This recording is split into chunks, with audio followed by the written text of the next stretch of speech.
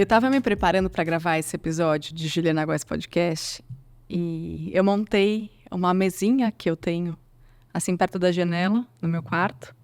Coloquei o espelhinho que eu costumo usar, o tripé, o telefone para gravar. Caramba, são 15 anos meu fazendo isso. De maneiras diferentes ao longo do tempo, né? Eu não sei se você tem alguma atividade na sua vida que você repita há muito tempo. Talvez seja ela a maternidade ou o matrimônio, né? Ai, mas os tempos mudam e a gente naturalmente muda. Estranho seria não mudar. E daí, enquanto eu tava com as minhas maquiagens preparadinhas assim na mesa, pensando o que eu ia escolher, qual era a cara que eu queria ter hoje, que na verdade é quase sempre a mesma... Até porque isso diminui ali a minha fadiga da decisão. Então, eu costumo fazer o mesmo tipo de esfumado, com as mesmas sombras. Só vou mudando uma coisinha ou outra, geralmente o batom, a cor do blush. Mas eu ainda vivo esse mundo da beleza, né? Que eu estive muito inserida lá atrás, quando era modelo. Que foi bem complexo, sabe, gente? A maneira como existia uma pressão estética absurda. Como era um ambiente muito tóxico e o corpo nunca estava bom, a cara nunca estava boa, o cabelo nunca estava bom e não era nem eu que olhava tudo isso. Eu me achava tão bonita antes e depois dessa fase eu comecei a questionar, sabe, o meu corpo, a minha pele. Eu assim, mudei até a percepção que eu tinha. Eu sempre fui uma menina de sardas e lá eles chamavam de manchas. E o cabelo de praia não podia ser cabelo de praia.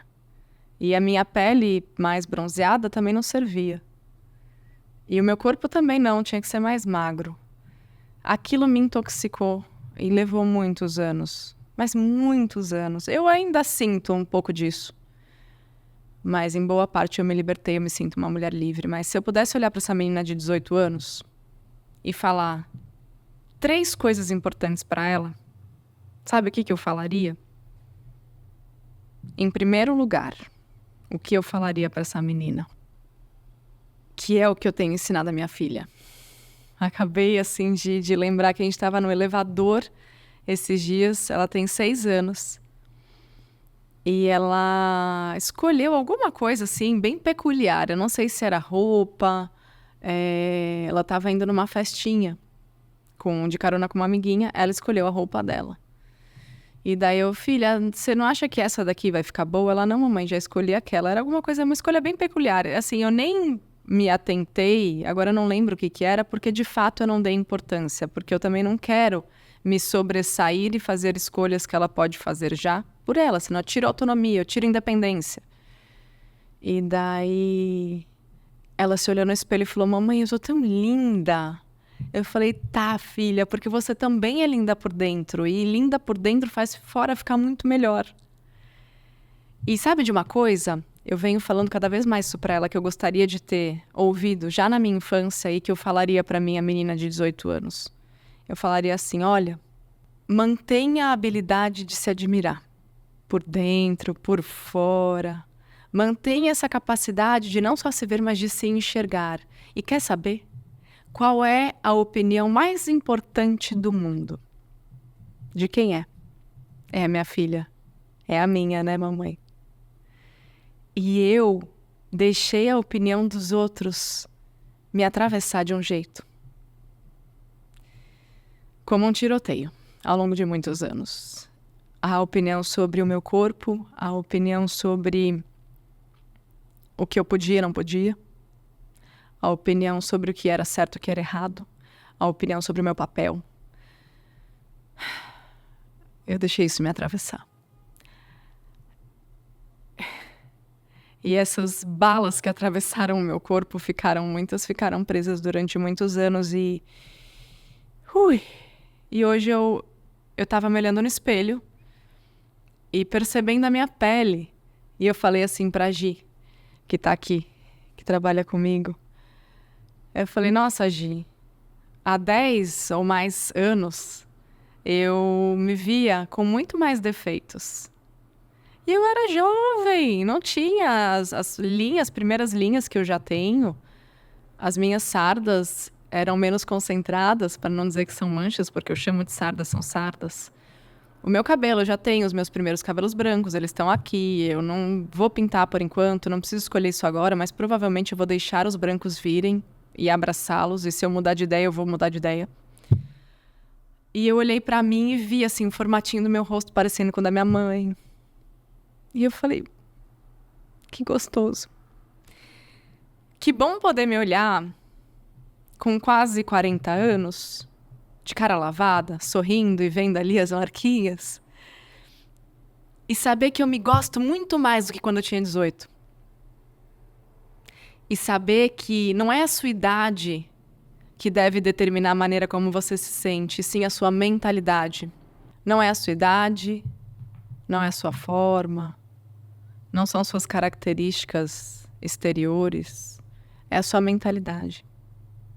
Eu vejo foto minha enquanto eu era modelo e eu falo, caraca, gente, de onde tiravam tanto defeito e me fizeram acreditar em defeitos que nem eu via? Por que eu me deixei sugestionar? Eu não tinha a inteligência emocional, o autoconhecimento, a capacidade de discernir e de mandar para aquele lugar.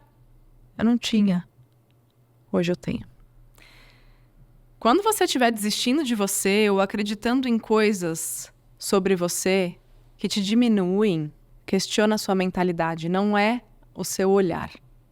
Não é o que você é, quem você é, o que você faz. É a sua mentalidade que precisa ser ajustada. Senão a gente vai passar uma vida se ajustando por fora. Se a sua mentalidade não muda, nunca vai estar bom o suficiente. Essa é a primeira coisa que eu diria e que eu me emociono quando eu vejo a minha filha falando e repetindo. A opinião mais importante é a minha.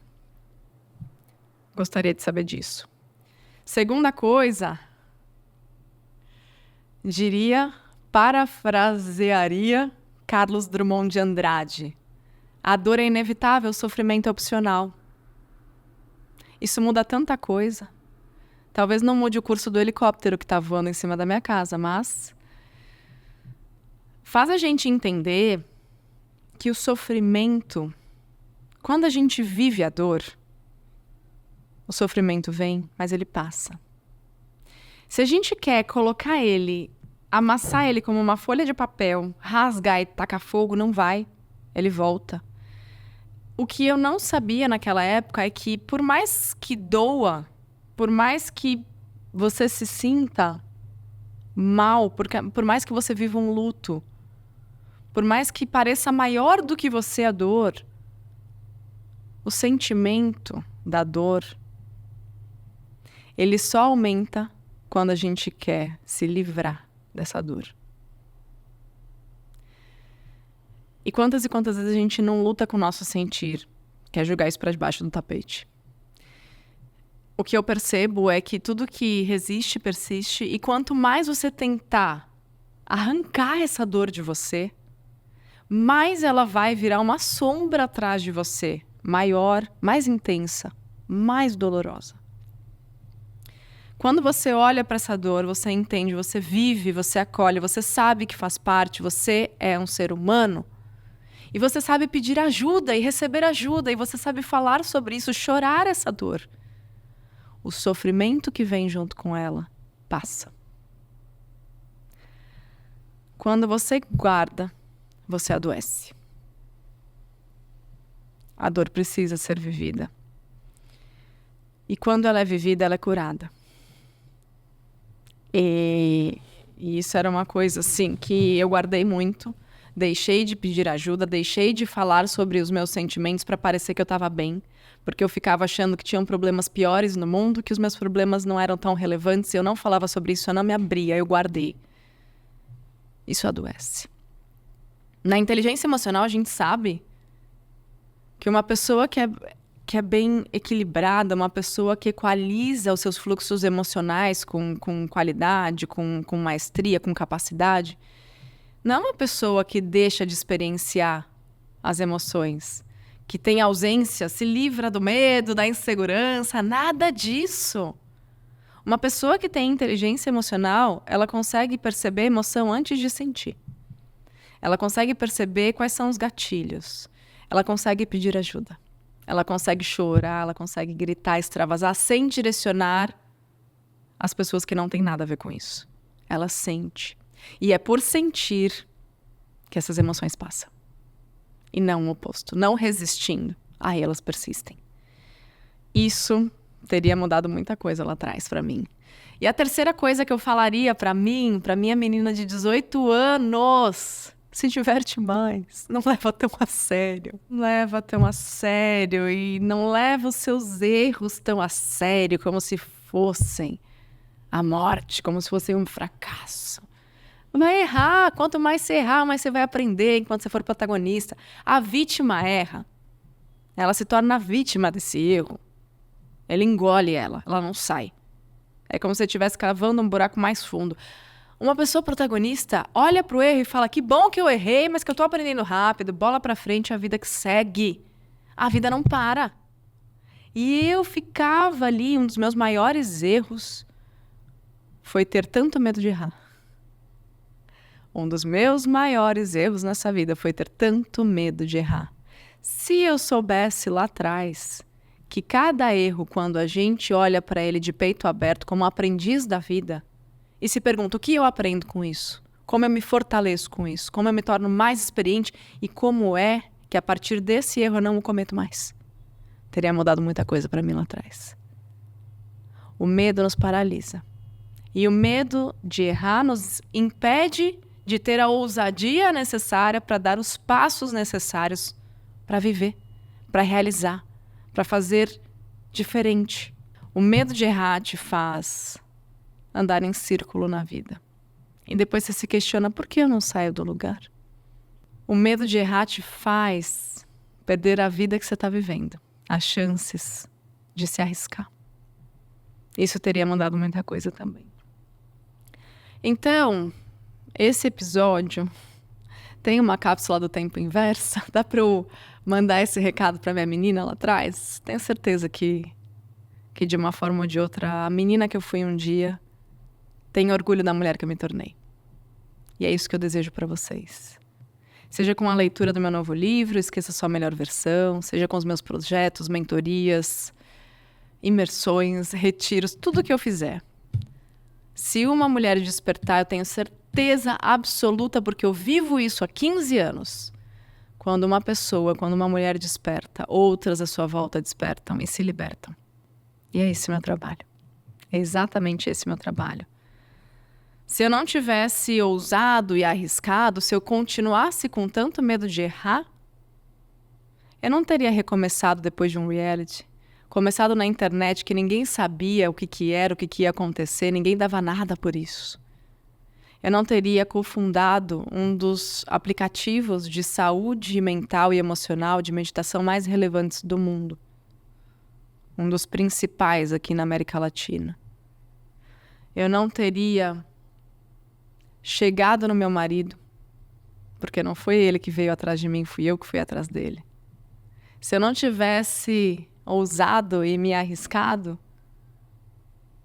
eu não teria começado essa jornada de autoconhecimento tão profunda, não teria ido para a Índia sozinha, não teria tido filhos. Imagina só. E a maternidade é tapa na cara, né, gente?